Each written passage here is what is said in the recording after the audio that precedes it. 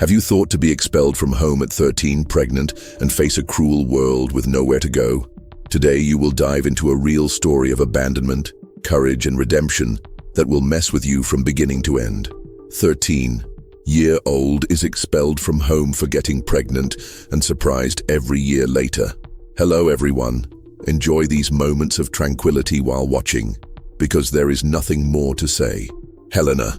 Paul's voice sounded like thunder in the room, already loaded with tension. Helena, just 13 years old, felt diminished, unable to face her father. The girl lowered her head, her shaking hands holding the edge of her coat. "With no shame, isn't it?" added Vera, Helena's mother, aiming her daughter without showing the slightest trace of compassion. "So young and it's already pregnant. I wonder what kind of daughter I created. I didn't do it on purpose," Helena stammered, while tears were down his face. "Didn't you do it on purpose?" Paul punched the table, making the whole atmosphere seem to tremble. "Do you have any idea what you did with the name of this family? Do you know what people will say? How do you still have the courage to stay here in the city?" Vera gave a bitter laugh. "Paul, it's no use trying to talk. A girl who lends herself to this doesn't deserve to be under our ceiling. What to Arca with what you did?" "No, Mom. Please," Helena asked, looking at her with teary eyes. "But all you received in return was a cold look. Are you still standing? Get out of here right now," shouted Paul, suddenly getting up and pointing out the exit door. The feeling to Helena was that the floor opened. She backed away. "I have nowhere to go. I don't know what to do." "Your problem. Don't come back." Paul turned his back, treating her like a stranger. "You're right, Paolo. If she stay, she will only bring humiliation to us." Vera's tone was dry, loaded with contempt. Outside, the neighbors huddled, curious, watching everything with glances of disapproval and poisonous whispers. For Helena, every look was like a stab. "Go away," rugied Paul, already without patience. Helena ran out, her face soaked with tears as the rain began to plummet on the cold, merciless street. Crossing the poorly lit roads, she stumbled into the mud and trembled. "Give it out! This corner is not for you," said a frowning man, barring the door of an old record where Helena sought shelter. "I just wanted a place to spend the night," he pleaded, the weak voice. "I don't want problems, girl, go away," he said, closing the door in her face. With no way out, Helena went to the nearest park. He sat on a wooden bench, hugging his belly, which was already beginning to stand out. "Hey, stop there!" A male voice broke out, followed by laughs that sounded cruel. Helena saw 3 boys emerging from the shadows. Each look had been impregnated with threat. "What do you walk around so late?" provoked the first. "We need fun, and you look perfect for that." Helena retreated, unable to speak. A wave of panic took over her. "Where do you think you are going?" The attackers invested, but Helena on impulse ran. The tears, the rain, mingled, blurring his vision. The footsteps behind her echoed, but luckily she found a tight alley where she sneaked and escaped. On the damp floor, fear and exhaustion dominated it. "Why do everyone hate me?" he whispered without strength. That night she slept huddled under a park tree. The cold hit her in the bones, and the rain gave no respite. Helena didn't even notice when, in turbulent dreams, the faces of parents filled with criticism and revulsion appeared. "You deserve it, Helena." Vera's voice runs his nightmares, awakening her. Completely wet, feverish, I felt as if the body were giving in. "I think I'm going to die," he thought, with even greater fear. The rain followed, and she had no energy to fight. The darkness took over his vision when he passed out. "Hey girl, what are you doing here?"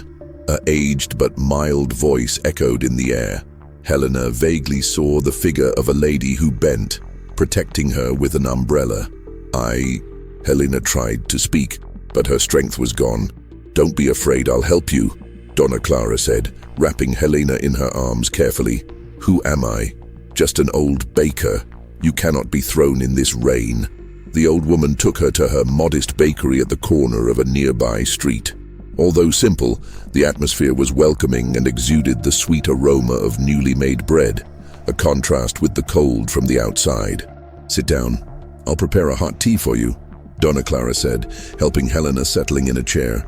Her compassionate gaze stared at the girl. She shakes her soaked clothes. For the first time in days, Helena felt the warmth of a kind soul. However, inside, pain and trauma still seemed open wounds.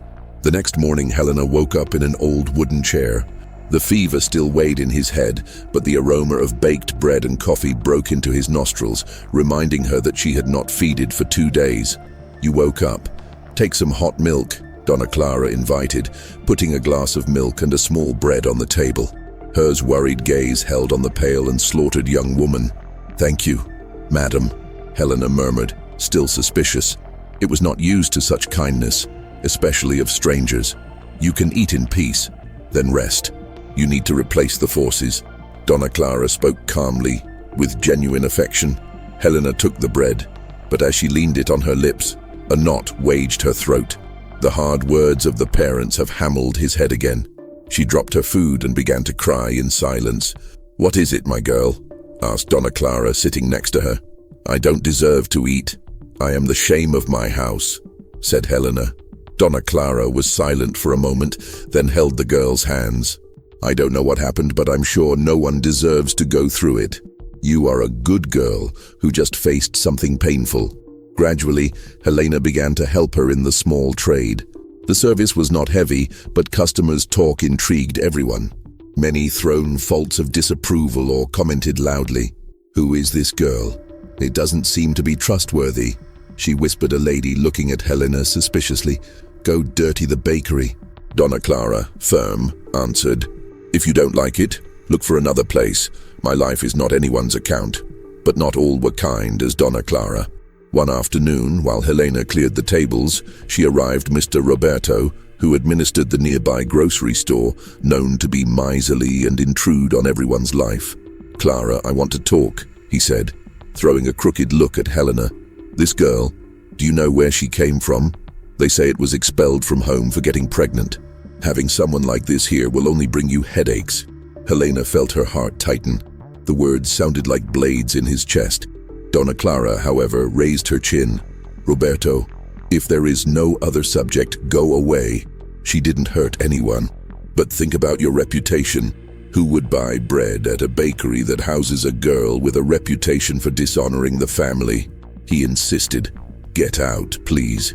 Do not come back if it is not to buy," said Donna Clara, pointing out the departure, determined to protect Helena from new attacks. Unfortunately, rumors only grew. "That girl is pregnant and lives with the baker," some scattered. It was difficult to ignore the judgments. In a late afternoon, Helena went out to throw the trash and was approached by a group of boys. "Hey girl, who gave you permission to stay here?" Jorge, the leader, with a threatening face. "I just want to live in peace," said Helena, trembling. "Peace? Someone like you don't deserve peace. It's an insult to us." And in a moment, Jorge pushed her, making her fall. "He arrives," shouted Donna Clara, appearing at the bakery door. "If you don't know how to behave, don't show up anymore." Jorge released a cynical laugh. "Okay, but don't regret if anyone else buy your bread, old." Donna Clara helped Helena get up. She was shaking, feeling hatred and sadness. "Don't let them take it down. You did nothing to deserve it." But Helena cried, not knowing how long she would stand.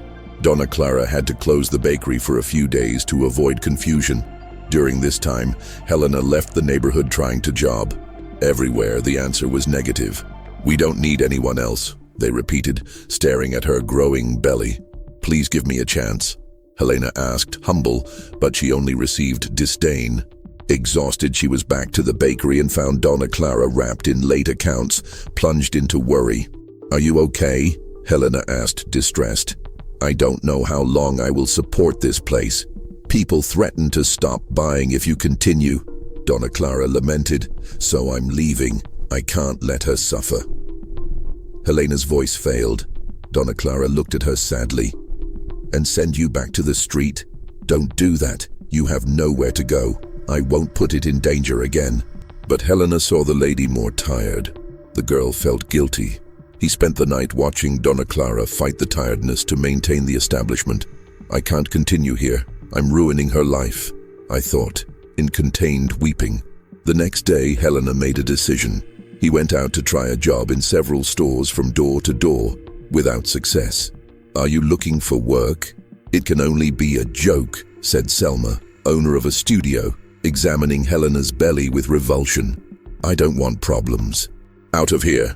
Helena held her tears and retired. Each refusal increased the squeeze on his chest. In one afternoon, when he returned with some coins he had won distributing leaflets, he heard a market accusation. "She stole my wallet." A lady, pointing out Helena. That one, the pregnant girl. A crowd of people was formed, observing Helena with hostility. "I didn't stole anything," defended himself, crying. "Review her bag," someone shouted. They tried to pull out Helena's bag. She tried to defend herself, but they took the object and found nothing. The accuser was embarrassed. "Must have hidden elsewhere. Types like her are not reliable," he claimed, trying to justify the error. Helena felt the world collapse. Several heads agreed with the woman. "Give it away before we call the police," he shouted, another voice. Not saying anything else, Helena ran, sobbing. "I didn't understand how they could be so cruel just because it was different." Back in the bakery, Donna Clara received her with open arms, worried. "What happened, my daughter? Why are you crying?" Helena collapsed, hugging the elderly. "I didn't do anything, but everyone treats me like a trash. I can't take it anymore." "Be strong, Helena. Do not let their evil destroy it," Donna Clara advised, cherishing the girl's hair, which sinks into tears. The next day, Donna Clara went out to resolve rental pending. Helena was alone, but always warns of the threats of Jorge and her group. As he cleaned, the door opened abruptly. There were Jorge and two more guys. "The old woman is not, right? How lucky ours," Jorge mocked. "We already told you to get out of here." "Please, I'm just working," Helena said, feeling my heart accelerate. "Working? It is you who drives the customers here. Didn't you understand that we don't want it around?" He hit hard on the counter. The other two knocked down vessels and bread, spreading everything on the floor. "Stop! Don't do that!" Helena shouted, desperate. They just laughed. "Consider a warning. If you don't fall away, the situation will get worse." And they retired, leaving the bakery in ruins. Helena knelt, gathering what she could, crying non-stop.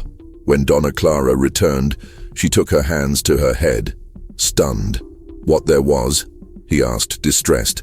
"I can't continue here, Donna Clara." "I just bring problems to you," said Helena, her eyes taken with tears. Donna Clara held firmly on her shoulders. "You don't leave. Let's endure together." But Helena saw that it sucked on the mood of the elderly woman. Days later, the final warning arrived. The owner of the building would resume the bakery if the rent was not paid in a week. Donna Clara, trying to spare Helena, kept this weight to herself. But the young woman realized the sadness. "I'll disappear, ma'am." So maybe they stopped chasing her. The girl's tears fell without control. "Helena, I already said not to blame yourself. This is your home," Donna Clara insisted, but Helena was convinced that she couldn't let her lose everything. At dawn, he decided to leave in silence. He gathered the few clothes in a beaten bag, left a ticket at the table. "Dear Donna Clara, thank you for everything, but I can't continue here and bring more problems. I'll find another direction, and I hope these people stop blaming it. Thank you for everything. With love, Helena." Before leaving, she put her hand on her belly. "Forgive me, Luke, but I need to guarantee our future." He took one last look and went, taking only his own courage and fear. He walked aimlessly until he found a decaying stay where no one asked who she was. With the money told, he paid a few days of stay. Room 15. "If there is no way to pay later, street," said Rita, the pension owner, with closed countenance. The room was tiny, dark, and damp. Helena touched her dirty bed and let her tears fall, remembering the heat of Donna Clara's bakery and tenderness. Now it was just her and Lucas, the baby, towards an uncertain future. The next day he left again after work, and once again, prejudiced refusals and looks were repeated. The belly was increasingly evident.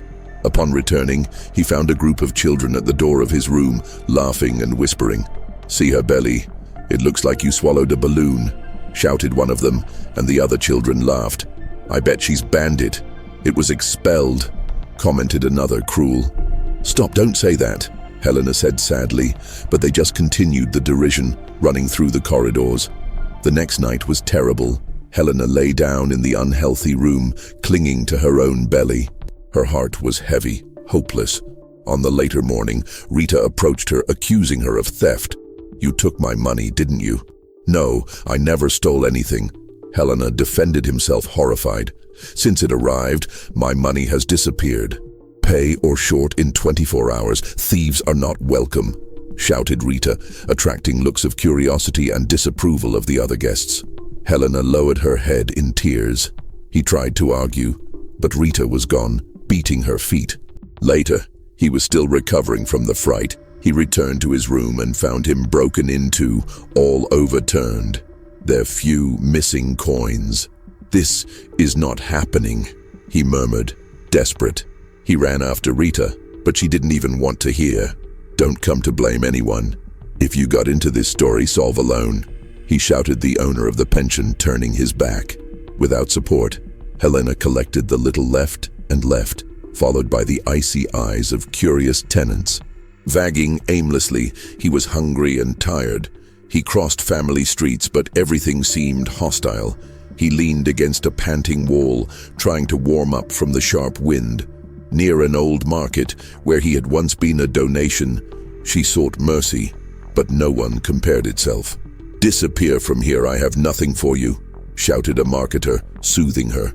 Helena came out cabizbaisha, supporting her hungry belly. He passed a park where he saw children playing, and for a moment remembered Donna Clara and how she felt safe with her. When the night fell, Helena cringed between abandoned walls to escape the cold. The stomach snored, the body trembled, and the wind was whistled by the spans, reminding him that he was absolutely alone. Suddenly he heard footsteps. They were strong, getting closer and closer. For fear, he did not raise his face. Then he heard a familiar voice. Helena. She lifted her head with her eyes swollen and tired. Recognized Donna Clara, who held a flashlight and an umbrella. Did Donna Clara? He whispered, astonished. Girl, foolish, you left me without news. I looked for you everywhere. The lady knelt, analyzing the state of Helena. Why did you run away? I didn't want to bring more pain to the lady, Helena said, collapsing and crying. Donna Clara hugged the young woman, afraid to lose her again. You don't understand. I like you as if it were my family. I will never turn my back. The two were there, the thin rain falling, mixing with the tears of Helena, which was trembling with cold. Smiling in the weeping, she snuggled into the arms of the baker. I swear I'm not going anywhere, Helena. We will face together. Donna Clara's voice was embargoed, but full of determination. Forgive me, Helena cried, feeling that for the first time she was no longer alone. He then returned to the small bakery, where, despite the difficulties, he could call that place home. Donna Clara reorganized the counter, wiped what had been destroyed. Helena helped knead bread, gradually resuming strength. I'm going to work hard, help her and make everything work, Helena promised, her eyes full of hope. Donna Clara sketched a smile that didn't give a long time. That, my dear, as long as we are united, we will surpass everything. Time has passed. Although criticism and rumors followed, Helena tried to ignore them, focusing on service and care with Luke, the baby she carried. Slowly, the clientele returned, attracted to the smell and affection they felt in the bakery. Thank you, Donna Clara, for everything, Helena said one day, looking at the elderly woman who had welcomed her. Without the lady, my son and I wouldn't be alive. Donna Clara caressed the girl's hand with tenderness. You are my family too. Families are together, no matter what happens. 13 years have passed since the night Helena was expelled from home. She became a certain, working and independent woman. With Donna Clara's thrust, she overcame trials she once thought impossible, inaugurating a small bistro on the outskirts of Seville called Café Lucas, in honor of her son, who was now her greatest treasure. Lucas, already 13, remembered his mother a lot in the past, but his eyes exhaled confidence. He helped Helena in everyday tasks, receiving customers with a radiant smile. They led a simple, but full of love. One morning, while Helena wrapped a cloth on the counter, a client entered. She was Marta, old Donna Clara's companion, bringing old photos. Joyful and speaking, he visited coffee often to share stories and support Helena. "Helena, scouring my things, I found these photos of Donna Clara. Look how beautiful she was in youth," exclaimed Martha, depositing the images on the table, the face taken of nostalgia. Helena smiled, leaning out to see the photos. "Donna Clara was the most amazing person I've ever met. Without her, Lucas and I wouldn't be here." Curious, Lucas dropped what he was doing and ran to spy the images. "Is Donna Clara, Mom? She looked so young." "Yes, my son. She did a lot for both of us," said Helena, caressing her hair. The heart was filled with gratitude for the woman who reached out when everything seemed lost. The doorbell sounded once again. Helena looked up and felt her heart unzip. Who came in was a lady of fragile expression, whitish hair, and bitter countenance, as who carries a lot of regret. "Helena," the woman whispered. The voice sounded familiar to him, though trembling. "Vera," he babbled Helena, feeling the body freezing. The visitor confirmed with a nod, her eyes full of tears. "It's me, your mother." The air seemed to weigh. Martha, noticing the mood, walked away. Lucas, next to his mother, stared curiously the unknown. Helena took a deep breath, trying to recover control. "What are you doing here after so many years? Do you think you can simply go back and act like nothing happened?" The other kept his head down. "I know I made a lot of mistakes, but I can't live with the guilt anymore. I came to ask for your forgiveness, Helena." "Forgiveness?" Helena laughed hard, the tea look. "You and Dad played me on the street like a disposable object, chose to defend your appearances instead of supporting me. Now just say, 'I'm sorry,' and everything is resolved." Seeing her mother so busy, Lucas pulled her hand anxiously. "Mother, who is this lady?" Helena squeezed her lips, sighing. "It's your grandmother, Lucas. She is the mother who abandoned me." Vera, in tears, knelt down, staring at her grandson. "I'm your mother's mother, my dear, and I left her when I needed it most. I came to try to redeem me." Intrigued, Lucas looks at Helena. "Why did you do that, Mother?" Helena didn't answer. Inside her, old memories and pain emerged. Vera Kabizbaksha turned to her daughter. "I know it's unfair to ask you to forgive me, but I don't want to die without trying to fix my mistakes." Martha approached, put her hand on Helena's shoulder. "Sometimes we forgive more to free ourselves than to acquit the other." Helena, still injured, looked first at Marta, then to Vera. However, the hatred and the hurt that suffocated it for so many years gave way to a tip of hope. "Okay, but don't think it will be fast or easy." Helena tried to contain the cry. "Thank you." Vera, who could barely speak. "Your father got sick after you gone. He lived sorry, but pride did not allow to admit. Before he died, he regretted not having asked for forgiveness." Helena shuddered, feeling her chest hurt. "Dad passed away and you never looked for me." "I was a coward," Vera confessed. "I was afraid that I wouldn't want me anymore. But when I lost it, I understood that I can't continue without my daughter." Helena was silent. He remembered the terrible days, but noticed the sincerity in his mother's vacant voice. "Okay, but I'll need time." Donna Clara, who had arrived at this moment, heard the conversation of the counter and intervened smoothly. "Forgiving doesn't erase the past, Helena, but heals wounds. Give yourself this chance." And so, Vera, discreetly, he went to Cafe Lucas, striving to repair the relationship with his daughter. There was still tension, but Lucas approached his grandmother with curiosity and affection. Gradually, Helena lowered the guard. One day, Helena and Vera finally talked alone. "Mom, I need to understand how I could let Daddy kick me out. I was afraid, Helena. So many people talking badly, judging. We were blinded, but it was the biggest mistake we made," Vera said in tears. Helena nodded, the heavy heart. It still hurt, but she couldn't change the past. Finally, he decided to try to put the pain aside and make room for something new. "I'll try to forgive, but don't expect you to forget it anytime soon." Helena's voice came out. "I won't ask you to forget it. Just give me a chance to show that I learned," said Vera, kneeling. As the days went, Vera helped in the coffee and tried to approach Helena and Lucas. The boy, with his innocent way, united the two, attracting them with questions and laughs. Donna Clara worked like a bridge, always encouraging gestures of affection between mother and daughter. Months later, they organized a modest event for Café Lucas's faithful friends and customers. Helena, Vera, Donna Clara, and Lucas met in a climate of joy and recognition. In a brief speech, Helena announced, "Life puts us to test, but if we persist, there is always hope.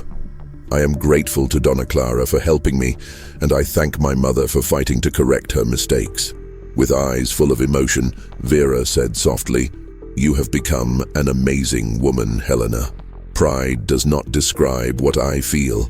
With the closing of the fraternization, the small coffee broke into laughs and hugs, demonstrating that old hurts began to heal.